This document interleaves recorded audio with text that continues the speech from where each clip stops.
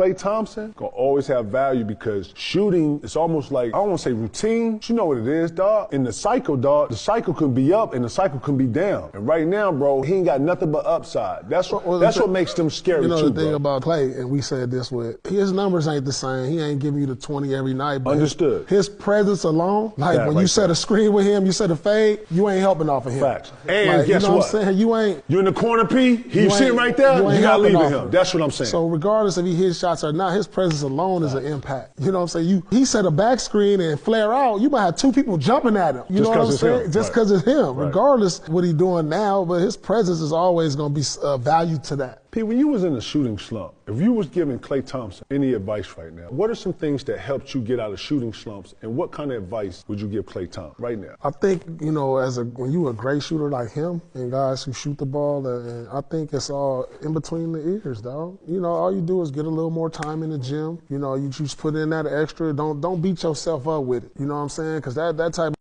it'll wear on you when you just beating yourself up. Don't even look at the stats. You don't even look at that you 3 for 9, your last 19, man. You don't even look at all that. You might need to go back and look at some tapes where you went off at like 40 or 50 and just be like, all right, let me see. I remember type of mindset I was in that game. You might have to go back, get your confidence, look at them tapes like, all right, this is what I was on. Do you play with any mechanics? Hell no. Really? Hell no for what? You know what you're doing, like riding a bike.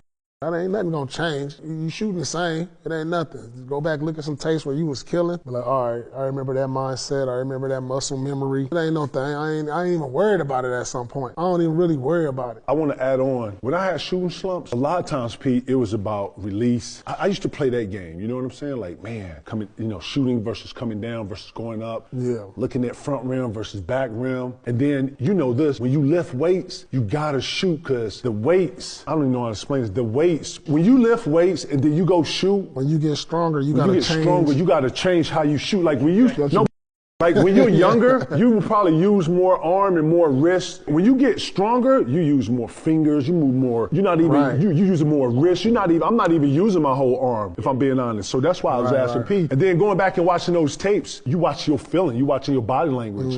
A lot of times too, when you're in shooting slumps and then when it's mental, man, you so uptight, you don't understand that your shoulders are high, your breathing is off. Man, when I watch fighters fight and throw a punch, it reminds me of shooters because the breathing part and some of the small things that you don't ever hear about that goes into shooting be off. So I want to ask you, if you was giving Klay Thompson any advice right now, it's you and Klay. You hollering, hey, my boy, what's up, boy? Just want to holler. What kind of advice would you give Klay Thompson right now? Don't overthink it, you know, because sometimes I'm listening to him in the interviews, how he talking, and you can hear it. You know, so I think he overthinking it. Just don't even think about it. Just like